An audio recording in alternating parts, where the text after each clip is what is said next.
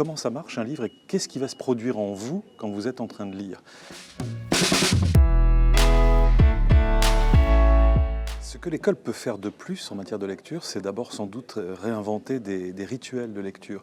Je crois qu'il est tout à fait essentiel et important de penser que la lecture, c'est aussi une manière de prendre un livre en main, de le regarder, d'apprendre tous les effets positifs de la lecture, notamment les effets de concentration qui démarrent au bout d'une dizaine de minutes en réalité.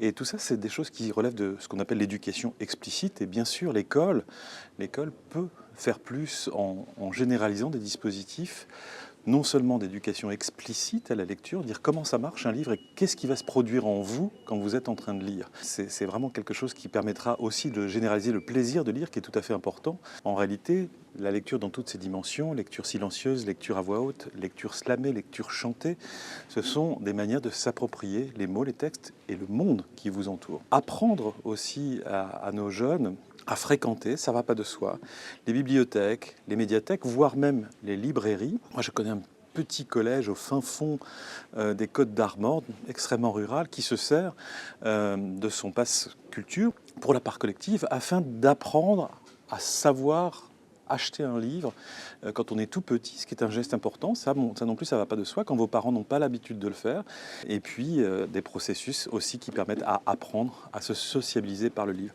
J'insiste beaucoup sur l'aspect de sociabilité par le livre parce qu'il est important, au-delà du livre qu'on lit, de pouvoir en parler.